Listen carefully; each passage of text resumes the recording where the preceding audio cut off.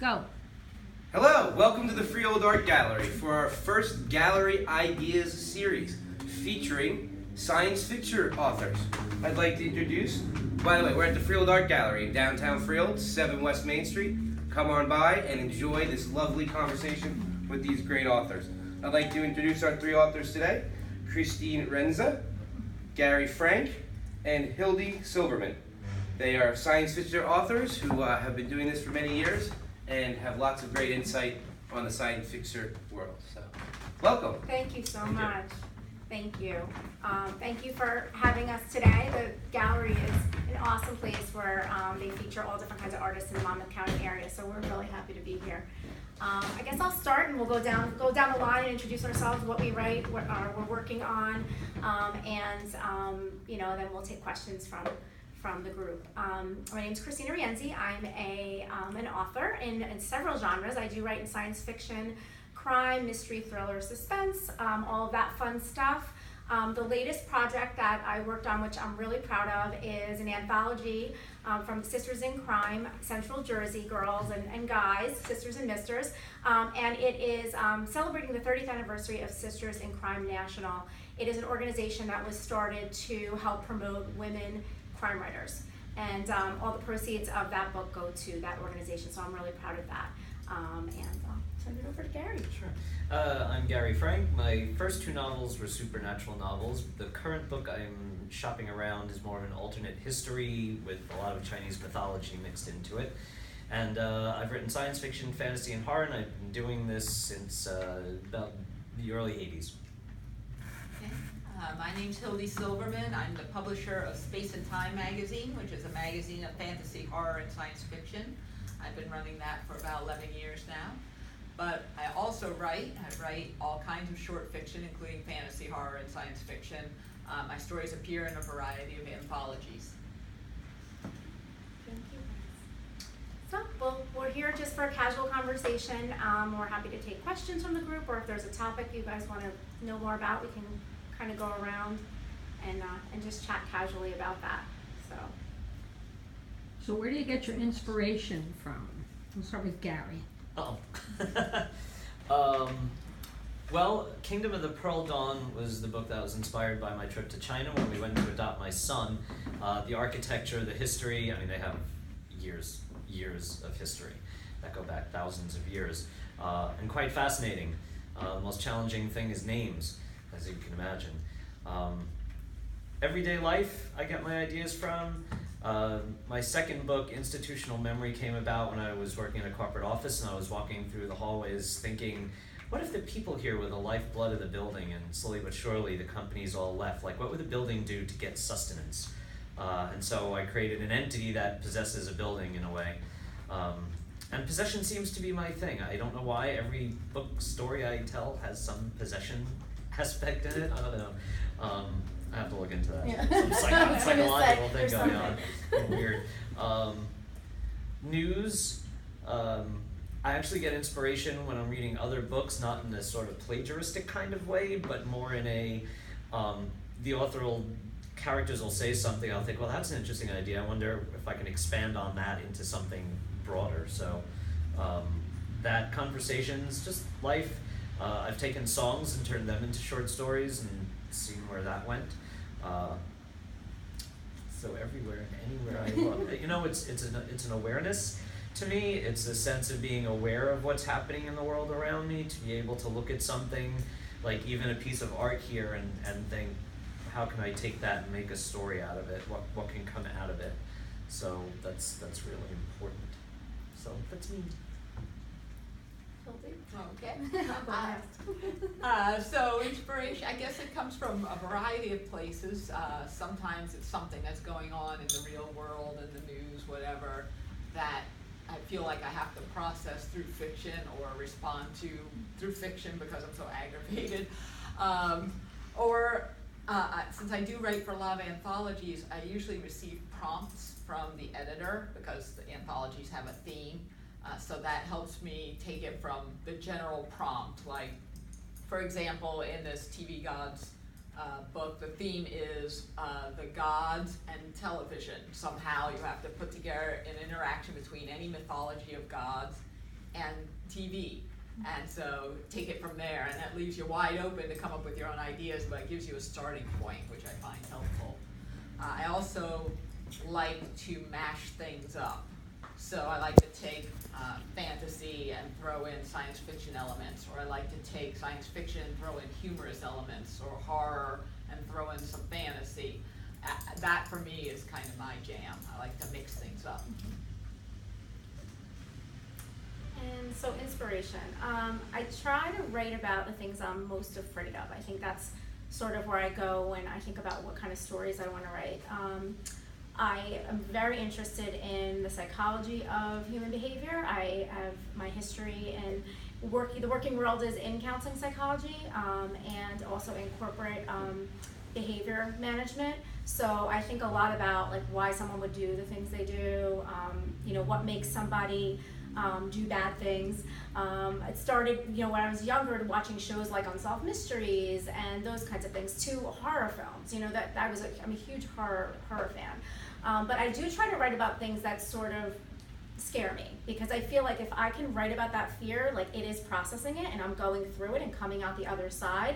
I try to put my characters in situations that may bring on that fear for them, and I also hope obviously the reader is going to go through that. But it's a lot about fear. I always say, I'm always saying, embrace the unknown, and I think the reason why I say that a lot is because I want to be able to do that. I'm afraid of everything in real life, so for me to write about it helps me go, yeah, I conquered that, I got over that, and I was able to come out the other side okay. So I tend to go with what's on my mind, or what I'm afraid of in the moment, for a story that I'm going to be writing. So that's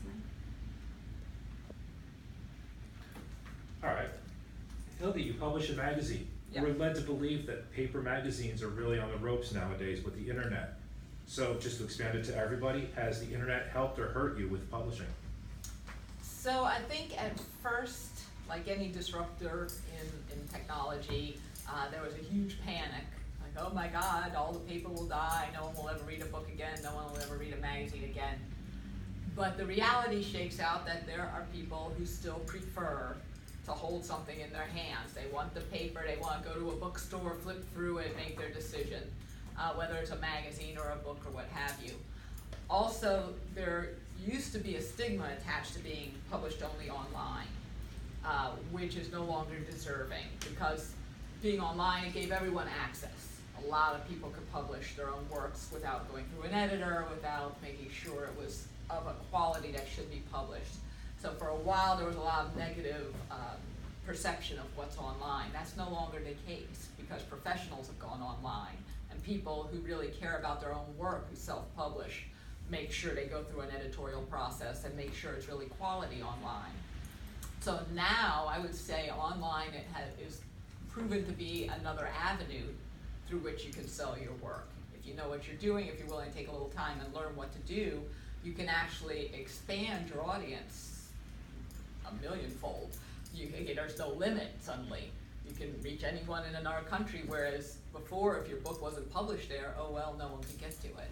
So actually, I think ultimately online has saved publishing and has helped writers, because now they have a broader audience, and there's a lot of quality associated with what's online, and frankly, it is cheaper to produce, which is also a help. I'll jump in. As an author who is, I would call myself newer, I've only been published since 2014, I find it to be, an exciting opportunity, because just like Hildy was saying, the opportunities are endless. Anybody could read your book. And you always hope and pray someone reads it that loves it, and you get that sort of wacky email that says, hey, I read your book, and and what else can you do? I think that there are publishers out there, and I've been to Random House a few times and had conversations with some of their imprint publishers and editors who say they often go online and they're reading blogs, and they're trying to find new ways to find great content and great authors, because it's not all about coming through the agents anymore. They want that new undiscovered talent. So there's that opportunity. So I feel like opportunity is there once you are well known. Yeah, endless in terms of what, sales, could be, because you're everywhere, you're global. For me personally, being newer and trying to get my name out there and create a brand which really is who I am, that's what I consider my brand, the things I enjoy, I have to get out into the public, going to, things like this where, you're in meeting with readers, you're going to either a book signing or an event, networking. I tend to sell more print books and paperback print books than I even do digital. Because the people that I tend to be connecting with person to person, they want a signed book, they want the physical book, they want to hold it, they want to save it, they want to share it. And I think until, we get to a place where ebooks really you can, there was something out there I read about an ebook being able to resell an ebook, which I found interesting, because people obviously can buy your paperback and resell it. But there's a whole other conversation about that. But you can lend an ebook. So I think people like the idea of, hey, I hold a paperback, I read it, I give it to my mom, I give it to my sister, I give it to a friend, I donate it.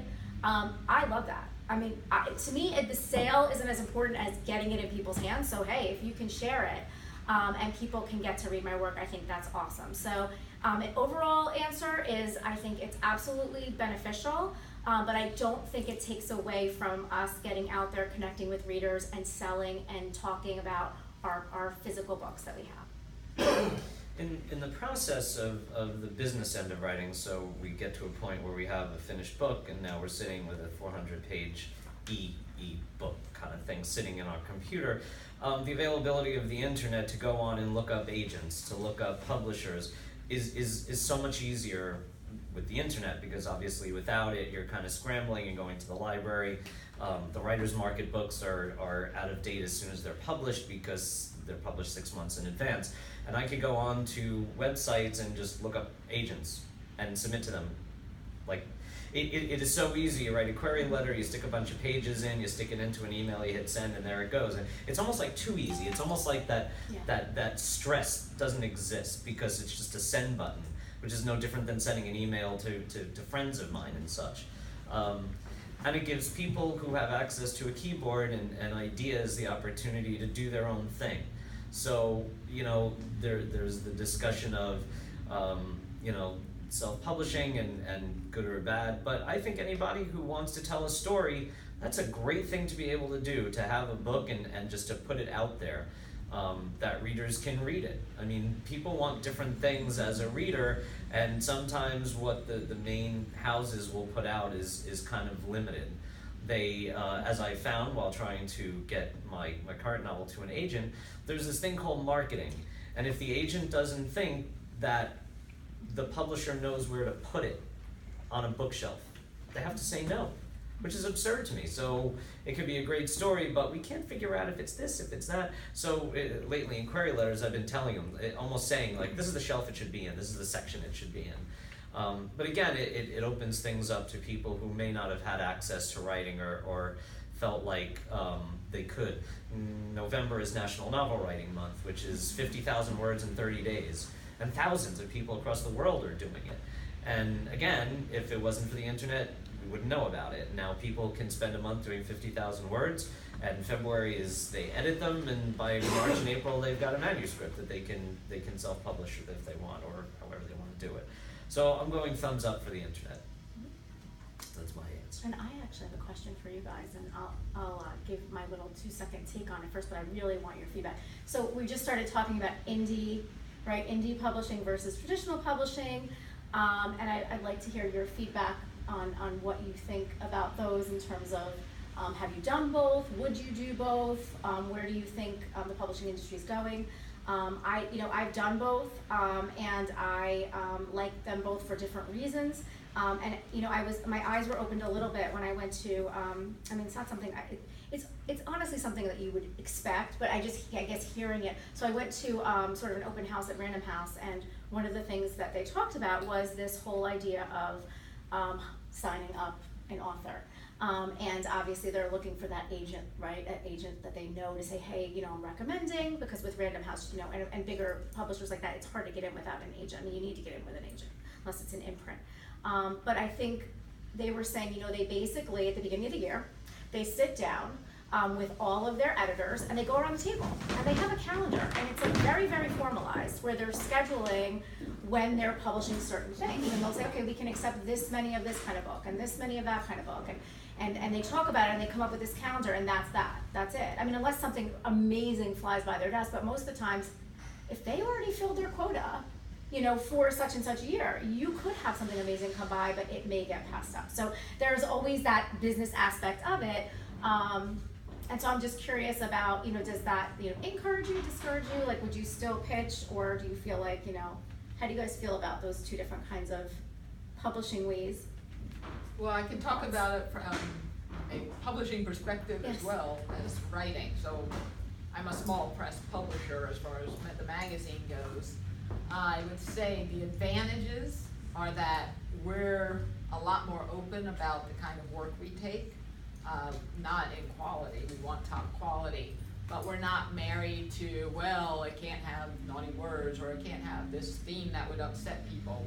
And I find with the independents and small press, even with books as well, that they tend to be more open and more willing to take a risk for exactly the reasons you're saying, that they have a list and they have ideas and they know the marketing issues. They tend to shy away. The bigger guys tend to shy away from, ooh, this might upset people, maybe we don't want to go there. Whereas the smaller press can be like, wow, this is a fantastic take on this. Yeah, it might be a little edgier, but great. That's what, you know, we know our audience will like that. So there's that aspect to it. Yeah, there's a lot of gatekeepers the higher up you go. But that said, I think you should always go for the top tier and work your way down. Assume what you have produced is the best thing out there, and go to the top. And you know, if you want to go through an agent, go to the agents, do your research, find the top agent. There are some big press that will take things without an agent. I believe Bay & Books in science fiction, you don't need an agent. And Tor doesn't usually require an agent, and they're great. big and they're great to work with. I've worked with both, so they're terrific. But always aim high, and yeah, you might not get in, but who knows? Don't self-select out. Maybe you had the one thing they were looking for to fill that slot, and you didn't give it to them. So, and then, you know, work your way from there. But that said, I think we've seen a huge rise in the independents and the smaller press. And I don't think they're gonna all stay small for much longer. I think we're gonna get some new biggies. Yeah, that's great. I love to hear that. I was talking to a friend of mine last night, and I said, how many agents do you submit to? At what point do you say, I'm done with agents? Do you say 25? Do you say 50? What if the 51st agent was the agent? And you said no, and then what do you do? So there's traditional, the big houses, so you know they're really limited. That's what you're talking about. They have their schedules, they have their boxes that they need to fill. We want this kind of book to do this kind of thing for this kind of audience, and if it happens to have elements of this in it, well, that's not going to work, because then where do we put it? Then you have scads, if that's a word even, of small presses, which range from just under the big five all the way down to like Bob and his friend in their garage, right, printing stuff out. And I think there's a lot of depth in that people miss. I think there's this conception, if I can't get into the top five, I have to self-publish because there's nothing else. But there's a lot of small presses that'll do the editing and do the marketing and help you. And let's be clear, marketing is not what it used to be, where the publisher did a lot. The marketing falls on what's your internet connection? What sort of social media platforms do you use, do you work on, and who do you talk to?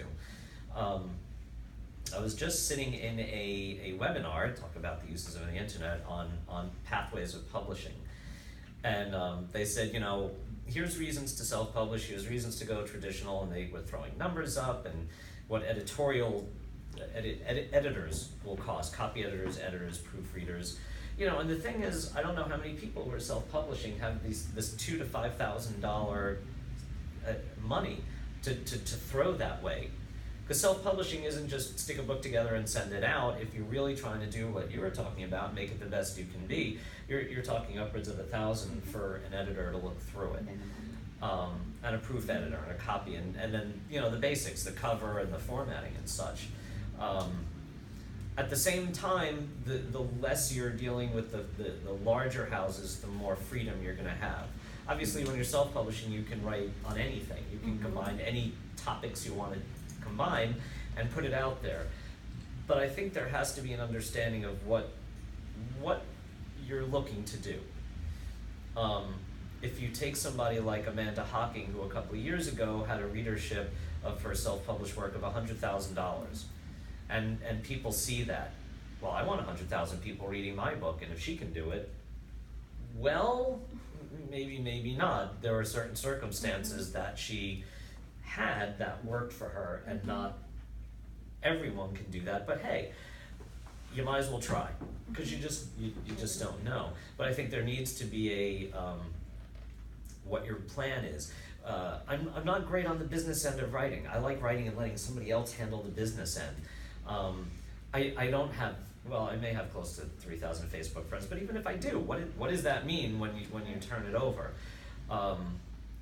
And so I personally like having somebody to vet my stuff and know that, well, it's getting to an editor. And you know, one of the arguments on the indie side is, well, I've read some really poorly written books put out by the major houses. But if you look at percentages, you're talking what, 80 quality edited books to 20% oops, versus on the other end, you know, go on Amazon and you'll see thousands and thousands of books put out by people. I've read a few. I've started a few. And it gets to the point where it's like, my time kind of is more important than what's here. But I gave it a shot. I saw what, you know, because it's always good as a writer to know what other people are doing, you know, where the bar is going. I agree. I think the small presses will continue to grow as the number of houses, the large houses shrink.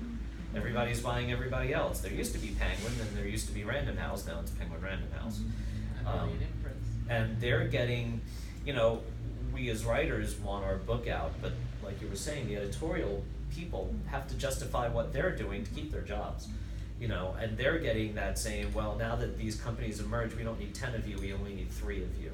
So maybe the editing isn't as good, and they're pressured to come up with the best sellers, you know. And so I think we're seeing in a way with the big houses something similar to Hollywood, where what works we want more of, and what we don't know about, we may not take the chance unless there is an agent who is that gatekeeper saying, you guys gotta read this because it's the next whatever. So I think it's a cool time to be in publishing. Just, I think it's important to understand what each publishing type offers at the beginning, the middle, and the end of the process. I also think it's great to try it all.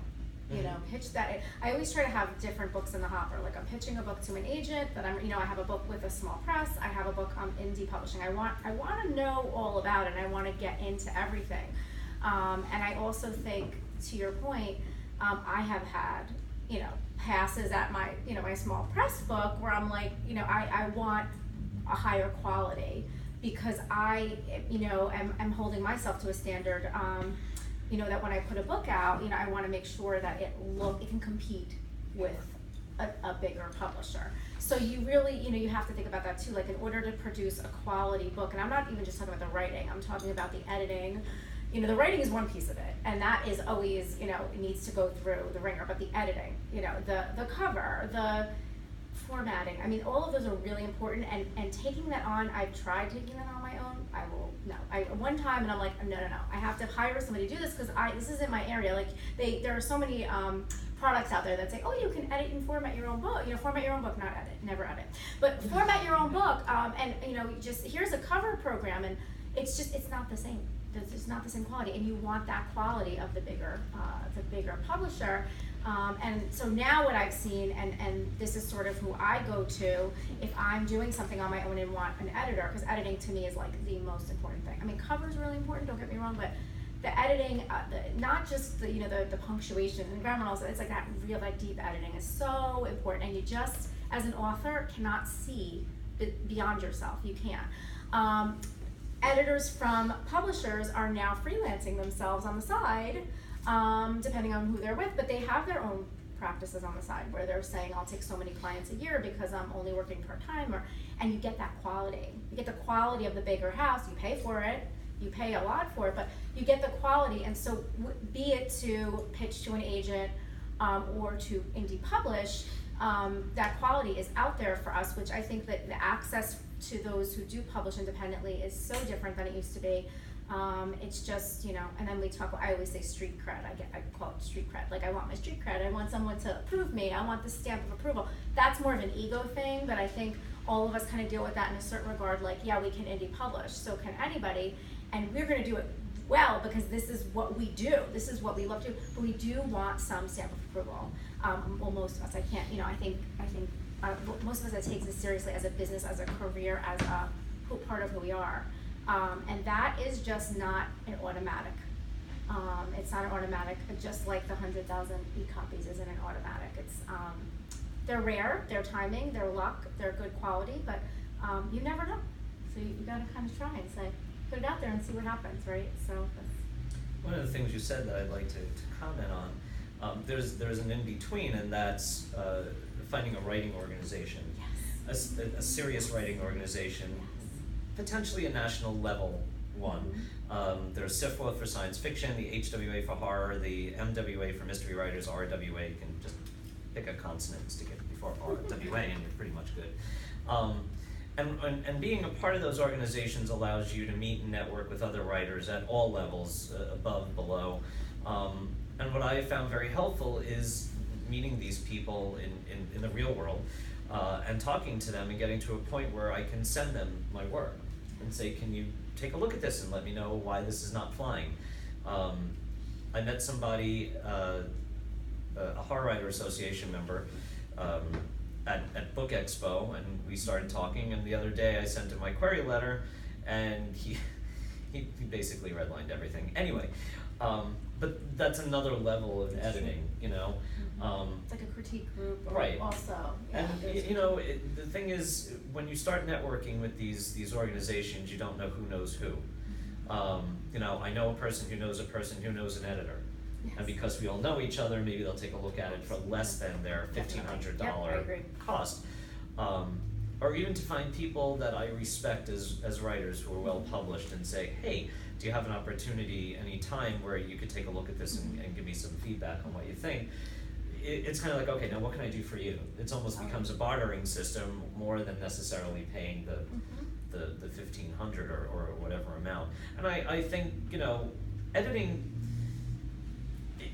you said this which is true, as writers we're creative artists, and you get to the point where you type the end, and then you have to switch your entire brain from, I love my work, it is the most awesome thing that anybody has ever written. I am like Van Gogh and Monet and Shakespeare all rolled into one. I'm so excited. And then they're like, yeah, but on page 1 in that first sentence, that has to go. And so to turn over and be that editorial mind, to at least even get a start editing it, is a tricky thing. And to go, my job now is to make this the best book it can possibly be. And what that means to me is doing a save as. You can have your, 1,000-word precious baby over here, but when it comes to selling, you need to look at maybe 500 pages have to go. And knowing that I always have my 1,000-page baby over here if I really need to feel better about it. But over here, this is the business me and this is what I need to do. And that's important, and I think the better indie published authors, self-published authors know that, and know that it's not, I just did NaNoWriMo, I have 70,000 words, I'm gonna self-publish it just as it is because it's awesome. It's like, you can, but don't expect the reviews to shine Your down name from is the on that. outside. Uh-oh, hands are up. So that was sort of where my question was going to be. How much does your stories change once an editor or a proofreader takes a look at them and starts to, do they give you, how much do they change? My first book, called Forever Will You Suffer, a love story gone terribly, 300-year-old love story gone terribly, terribly wrong. Interestingly enough, the publisher liked it almost as it was. They didn't want to change anything. They liked the story as I sent it. a few changes. You know, we're not talking punctuation and grammar. We're talking the serious. Plots and kind of bigger. My second book, ironically, I worked through it with a very well-respected writer in the field who's published for years. It would basically be I would send him pages and he'd say, I think maybe if you, and I would go, he's right. And so I made a lot of changes, and I was really happy with the way the book turned out. And when it got to the publisher, they wanted to undo almost everything that he had done. And I'm like, do you have any idea who helped me with this book? But that wasn't the point. They wanted a certain type of horror novel, and not what I had done. And you know, you get to the point where you want to use the word sellout or not. It's like, okay, if you're telling me you're not going to take it as this, but you will take it as that, and we're not talking about changing the story so much as how characters act and behave, and we don't really need to see her crying that much, even though she does that. You know, we can take that out and just assume because she's had a bad day or something like that. I have always said, whatever book I'm sending to an agent, because agents can do editing as well, and some of the best ones that have the time can do that. So before it even gets to the publisher, the agent is going, we need to do this and that. As long as it maintains the integrity of the story, and they think that this will help sell it, then I'm all thumbs up for it. Even if I went to, my book is with Tor, and November 1st, another publisher by the name of Angry Robot is having an open reading period. Off it's going. And if they say, this is a lovely book, however, you need to take this bit out because it's not working for us, you can sell it without that bit. That bit's coming. You know, save as, and let's do it.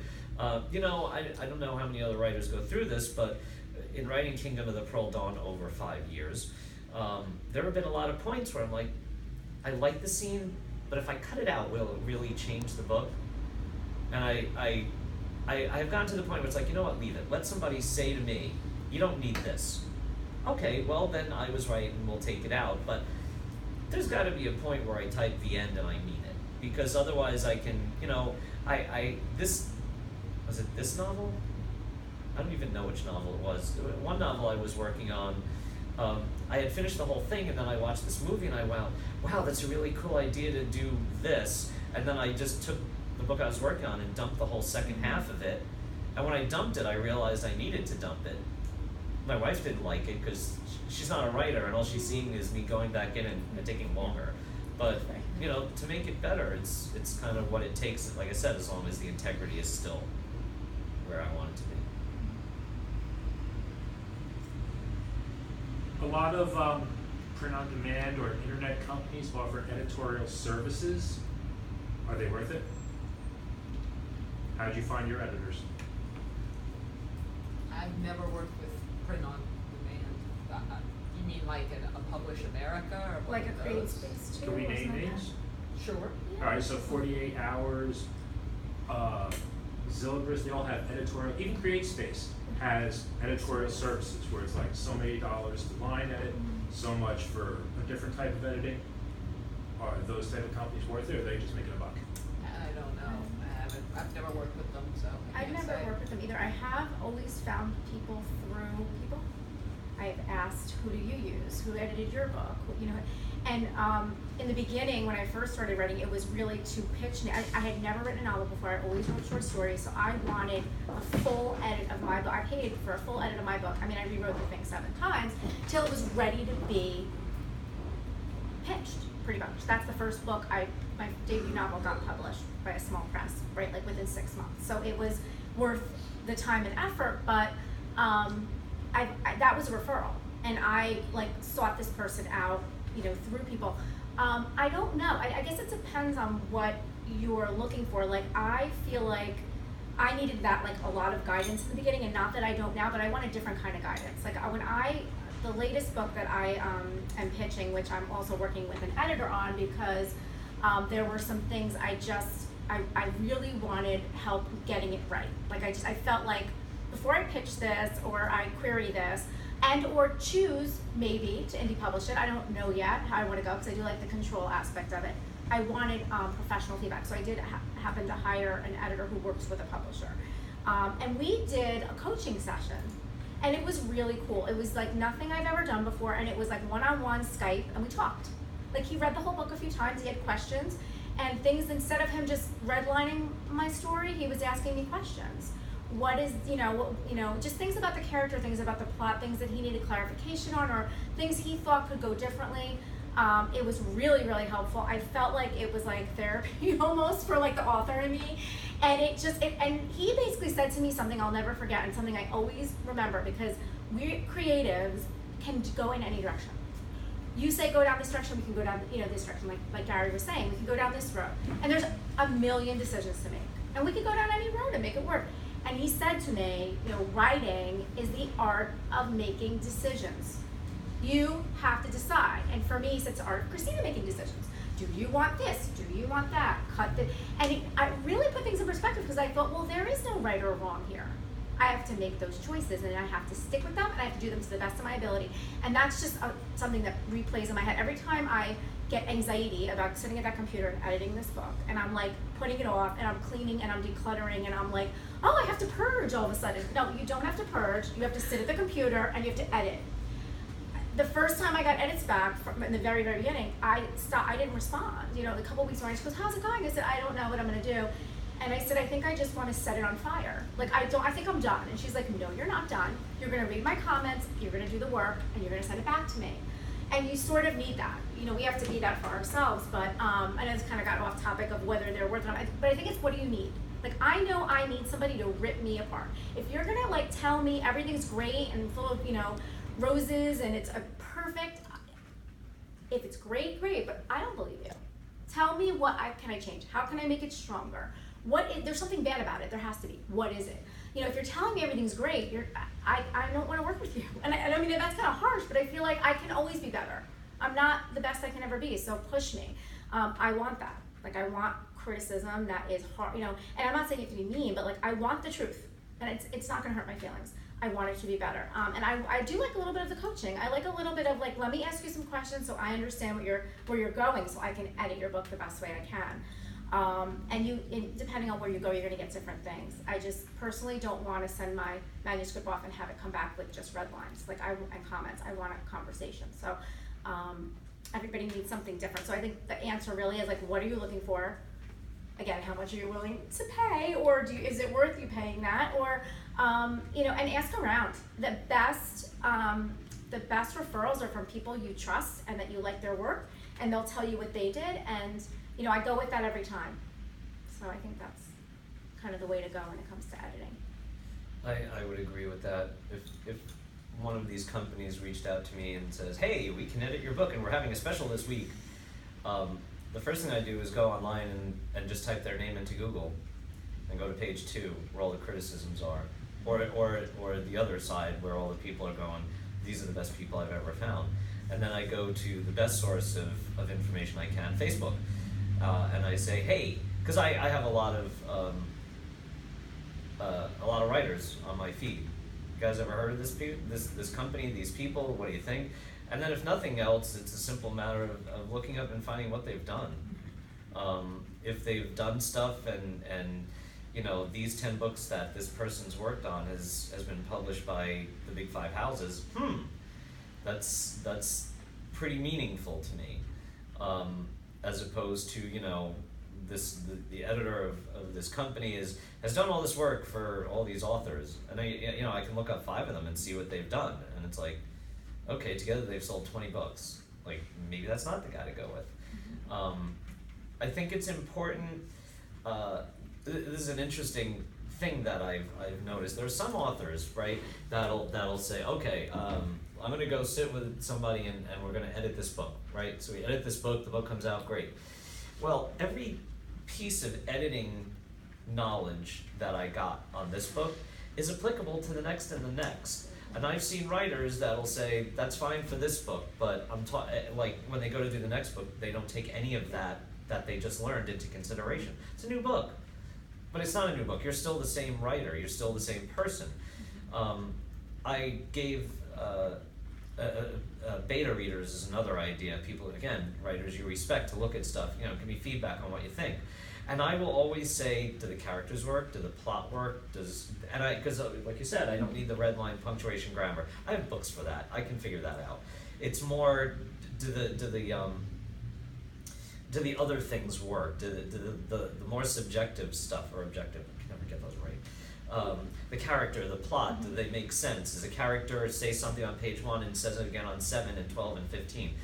I sent it to a friend of mine, the guy who tore apart my query letter. I sent him 5 pages and he reduced it down to 2. And so I took that and I went forward through the whole book and tried to remember that. Because I'll tell you something, when it's 11, 12 at night and you're reading your book, you're reading your book. You're not reading it for editing. You're like, wow, this is such a wonderful story. And I had to kick my mind back into, no, I'm chopping things. Yes. I'm making sure the redundancies are out. I'm making sure it all makes sense. And that's important. I don't, on a grander scale to the audience at large, I don't like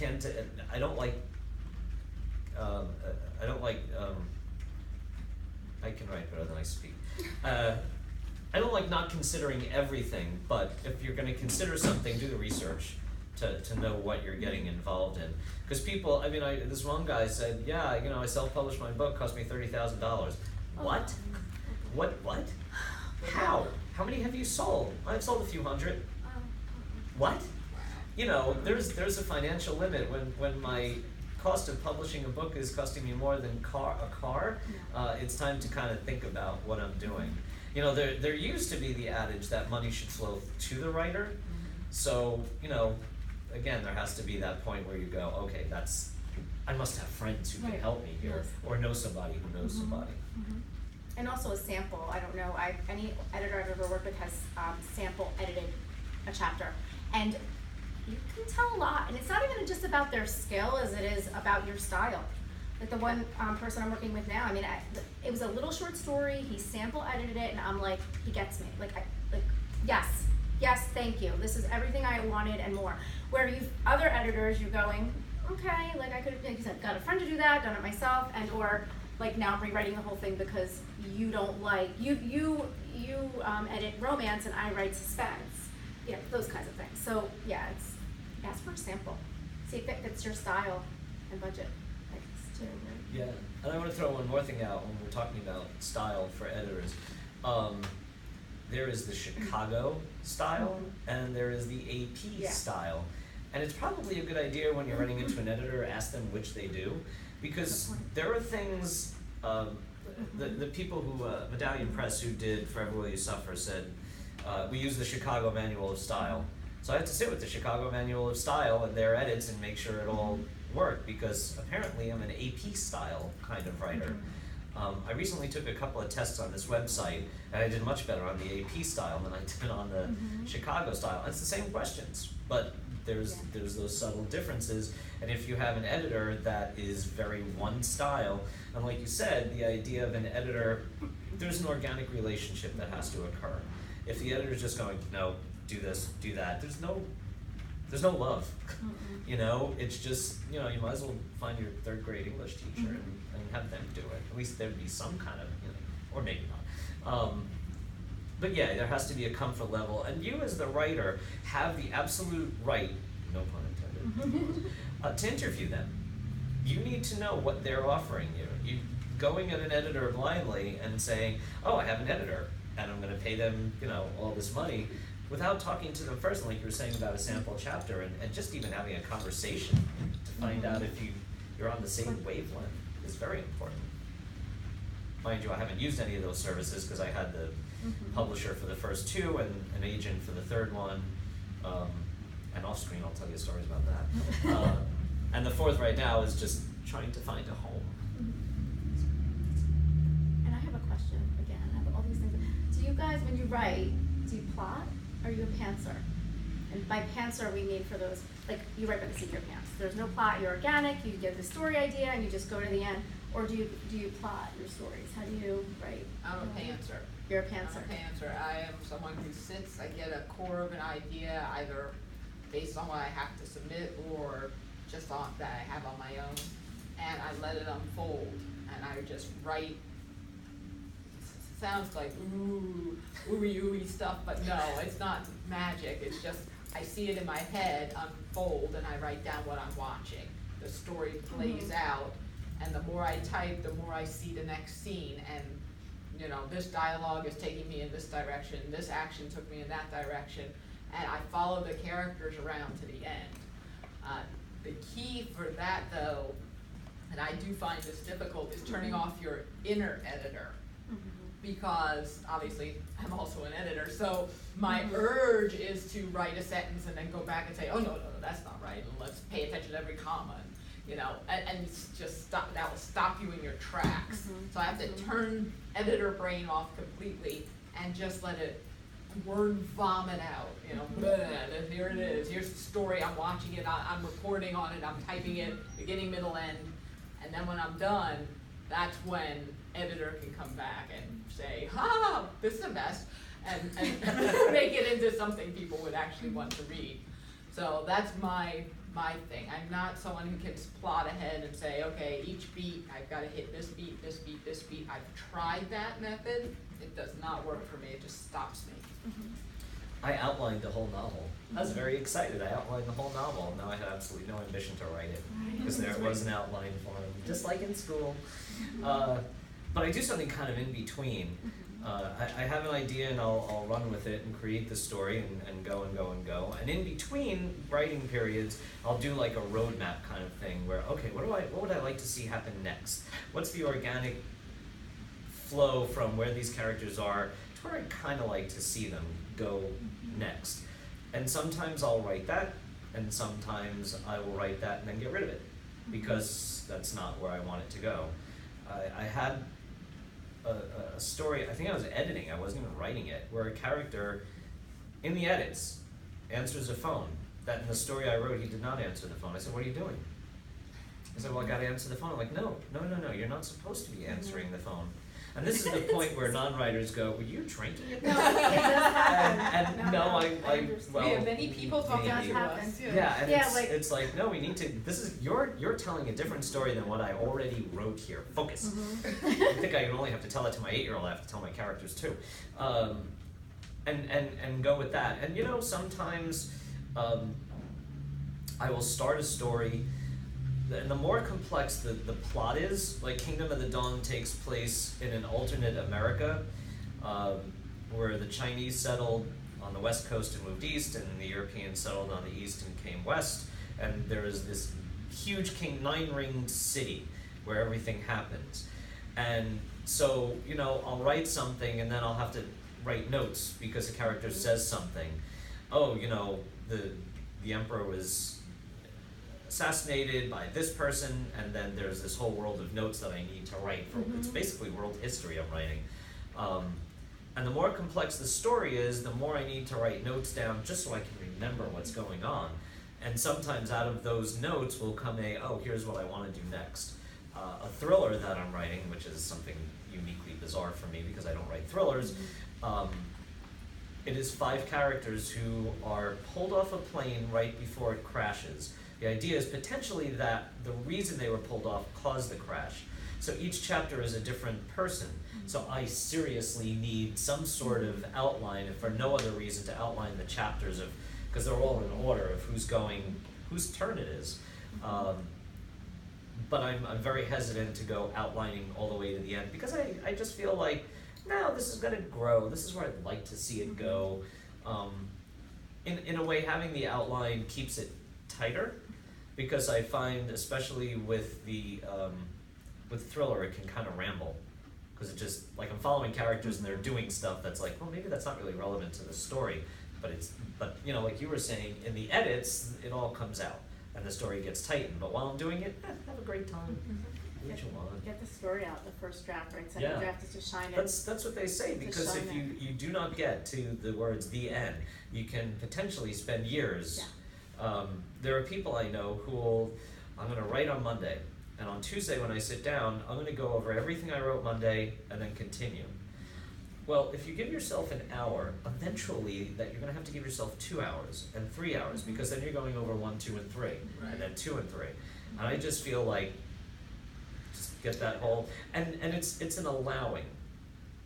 it's what you were talking about shutting that inner critic off. It's allowing yourself to just let it out and not get so bogged down in the I gotta fix. And it's okay. Say like it stinks. I know it stinks. I'm moving on. Like I'll fix it later. And I have to keep saying that. So I'll fix it later. You'll fix it later.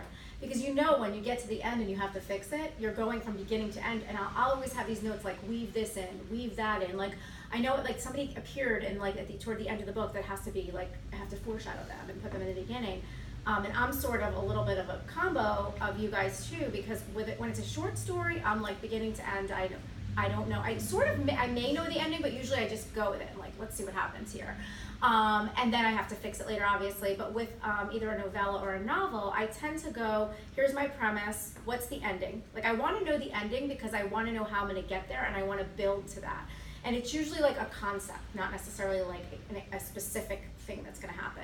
And then I will, once I start writing, I'll start to kind of, I have the beats, but I don't write them out. They're kind of like my placeholder for like, let me just make sure that I had, I hit all of my acts. Like I did what I was supposed to do. The story is a story and not just me, because I will ramble in a circle and that's no good, the way my brain works. But yeah, I love exactly what you were saying when you're going down a road and it's like, oh, okay, I think this is what the midpoint's gonna be. And then I'm like, I can't have the midpoint because this person died that was supposed to be there and like they're dead. Like I let that muse take over. And if there's supposed, if something happens that I didn't plan for, you gotta go with it because that's what makes it fun and exciting. And if you're not having fun, your reader's not gonna have fun. Like the best scenes are the ones that you scare yourself when you're writing them, or you're like, oh my God, and you wanna read it over and over again, but you hit it. And that's sort of, it doesn't always happen. It should happen more than it doesn't. But those are the the times where like whatever it is I'm doing is working because I'm feeling it. Like I'm not just reporting it, which I do too. I see it in my head and I report it. But when you go back and read it and you get the emotion, like that's so cool. I think that's like why you keep doing it. It's sort of that high you get from the storytelling process. So. And what you said before is absolutely true. You get to a point and you can't let that editor in the first draft, because in any given scene, the moment you pause and you go, what you're doing is you're suddenly realizing you have thousands of options of what the character is going to do, what's going to happen next, because you're doing it. It's you. You're doing the story, whether it's a short story, a novella, or a novel. It's all you. So having that, okay, I'm going to stop trying to think my way through this scene and just how would the scene play out. It's kind of like the movie of the story playing in my head, like both of you were saying, and just following that road. I liken it to driving at night with headlights on. You flick the high beams on and you can only see as far as the lights, and that's it. And sometimes you have to slow down because the road does weird things. It's like that. But that brings up a good question too that I have. I have a lot of questions I'm for you guys because it's just my brain's going. So to do that, what you're saying, to get from beginning to end without editing, you need your right brain, right? Or your left brain needs to be off, sort of. Like you need to shut that internal editor, let them be asleep, the right brain works, right? But when you're editing, you need that left brain. So for me, it's first thing in the morning, 5 a.m. before I'm barely awake, I have a cup of coffee. That's how I get my story out, because my left brain is totally off. Like I'm just going with whatever and it'll get there, and then I'll edit with the left brain when at night after I've worked all day and I have that kind of, that's on. How do you guys do that? Like, is your right brain always on, or that's not natural for me, so I have to, go at it when it's like the left brain sleeping. But how do you guys tap into that? Is it a certain time of day? Is it a certain place? Is it just music? Like, what's kind of turning on the part of your brain that shuts off your editor? I write, just because I'm a complete stereotype, I write in Starbucks. I go to a Starbucks because I can't write at home. Because either my family's there, my dog's there, or the laundry's there, or whatever's there. Yes. And it wants to be done, and a million things I have to do want to be done, and I can't focus. So I need to be out of the house, I need to be disconnected, and I need to just be in my little spot alone. As for time, it's because I do have a full-time job also, where I write for business, I write for marketing, I write corporate. So it's a very different kind of writing, and I do it all day long. But I just have to write when I find time, so a lot of times it is after work. I will leave the office after, writing about technical things all day, and I will go to the Starbucks, and during that short little drive, I flip my brain, like, okay, now we're going to the fiction brain, and go in, I sit down, I make my little space, and I just go. And I don't let my brain decide, I decide, because that's the only way I have time to get it done. I have a unique position, and that's called unemployed. So I don't have that, I've had that where, I have to come home from work and carve little moments out to sit and write. One thing that I've tried doing is actually meditating for like 10-15 minutes to try to get out of that thinking brain, and say, well, we'll see you later. And just try to, and then I'll sit and I'll read, not edit, what I had done the day before, or especially with the thriller, because there's so much going on, I can't remember half of it. And to read where the character's at and try to sink into that, be in there. I'm not just telling the story, I'm living the story with the characters. I'm like behind them, I'm in the car, I'm a bystander, or I'm in the theater watching the movie playing out, so it helps me sink into that other level. The only time, and then, because I'm editing a book now, I'm kind of in more of that, I keep shifting back and forth because there are bits that are changing. So the editor takes them out, and then the writer has to get back in and say what is becoming of this. And that can be a little tricky to do because, like you're talking, it's shifting from one side to the other. The only time I ever find the editorial brain kicking in is, especially with Kingdom of the Pearl Dawn, when I have to do research. One of the things I do not like to do, I've done it, is to put something in that I'm not sure about and keep going. Because in some cases that has an effect on what happens next.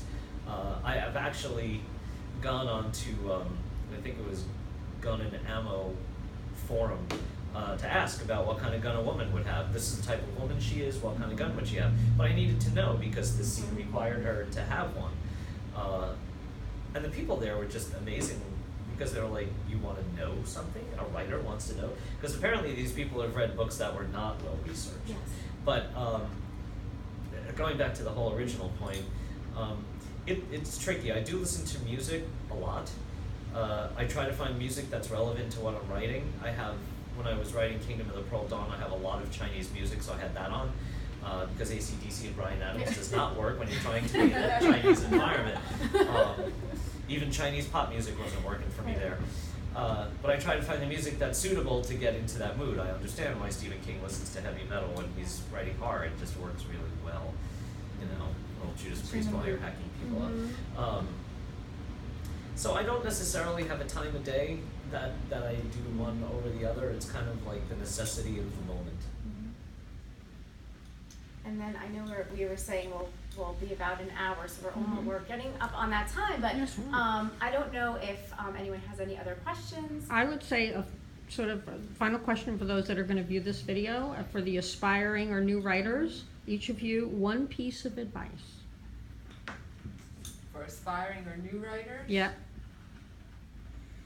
Well, gosh, boiling it down to one, I think we've got to go back to what we've been saying about editing. You're going to get to the end of your first short story or your first book or whatever you've written, and you're going to want to send it immediately because it's in your mind as this most perfect gem, and you know in your head it's ready to go. I've hit the end and let's hit send. Don't do that. Stop yourself, if for nothing else than to reread and edit your own work, because no one, and I mean no one, can produce a first draft that's perfect. You can't do it.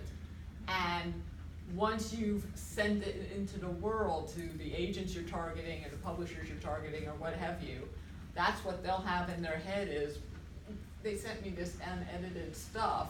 They're gonna remember you, and you could taint your entire career going forward by this mistake. So please, please take your time, take a breath, put it aside for, I would say, a few days to a week, and then go back with as fresh eyes as you can and look through, and you will find, I guarantee you will find errors. You will find all kinds of mistakes. You will find where the blonde character in the first chapter is a redhead by the fourth. I mean, things you really don't realize because you were in the heat of the moment. So don't send it out without getting edited. I agree. Yeah, yeah. We concur. We concur. Take every piece of advice, don't take any advice. I'll take that You're going to find writers who tell you one thing and exceptionally well-published authors who say the exact opposite. Right in the morning, right at night. You're the writer. You need to find what works best for you. There are some good ideas. Don't send stuff out as soon as you hit towards the end. Let it breathe, like wine, because you know that the next day or even later that night you will go back and go, what was I thinking? And write. And here's a real key piece of advice that may sound peculiar. Love it. If you do not love writing, go play baseball, go play soccer, go watch American Gods or The Walking Dead or whatever you do. But you should love writing. You should love the process. You should be writing because you love the process, not because you're going to be the next Stephen King or Nora Roberts or Isaac Asimov. Strangely, believe it or not, it doesn't work that way all the time. So love what you're writing and be ready. Know that the industry is the industry and rejection has nothing to do with you. It has to 90% deal with the people on the other side of the fence and what they need to keep their job. I would just say, if you're a writer, you know it. Like we were saying, you're not going to write to be the next Stephen King. Those are very, very rare situations. You write because you have a story to tell, and you have a love for writing, and make it a priority. Make it a commitment. It is something that's important to you. It's something you should do as at least every day. And if you have to take a day off, that's okay too. But make it a priority. Don't think that you are going to be able to produce a #1 New York Times bestseller by not taking it seriously. It is a lot of work. It is a commitment. It is wonderful and amazing. And for those of us who do this because we love it, we would do it if we never made a penny. So that is, that is just something that I think is important. Make it a priority. I would like to toss something up before we go. How can people find you and your work? Oh yeah, and I was going to say we all need to tell everybody where we are, where to find us. You can find me at my website. I'm going to hold this up so you can see my name, Kristina Rienzi. Rienzi like the pasta, I always say. Kristina with a K. So it's KristinaRienzi.com. My work is all over on all platforms, major platforms anyway: Kobo, Amazon, Barnes & Noble, and a bunch of other little platforms as well. But my website links to everything. I am pretty active on Facebook, Twitter, and Instagram. I also have a YouTube channel, which is where this is going. And I am president of Sisters in Crime Central Jersey. So for all of you New Jersey folks who write in the mystery, suspense, thriller genre, please take a look at that. It's a great organization. And like Gary was saying earlier, any writers out there, join your local writers organization. It's a great thing to do, and it's helpful. You can find me at authorgaryfrank.com, GaryFrank. I am on Facebook, I am on Twitter. I am on Twitter at authorgaryfrank.com. And I will apologize right now, I am not the illustrator Gary Frank for DC Comics. And no, I will not send my artwork to you in Brazil. I love you dearly, but what I draw, you do not want. Okay. You have the same thing as David Mack, the same issue as Yes. an illustrator. That's fine. You can find me Facebook. There's Space and Time magazine has a Facebook page and a Twitter feed. As for my work, you can find me in anthologies, all different kinds. My latest work is in, I have one in Baker Street Irregulars, which is alternate versions of Sherlock Holmes. Love, Murder, and Mayhem, which is science fiction with a murder and a romance, which is out from Crazy 8 Press. Altered States of the Union, which is alternate versions of the United States. That's from Crazy 8 as well. And Summer Gods to the TV programming, which is out from Fortress Books. So, and if you go on Amazon, you go on whatever, you enter my name, you'll see all the art anthologies that are out there that I've been a part of. Well, I want to, on behalf of the Freehold Borough Arts Council and Freehold Art Gallery, 7 West Main Street, Freehold, upstairs above the CVS. I want to thank you guys for coming today and suggest that folks check out the Freehold Borough Arts Council page on Facebook for future events.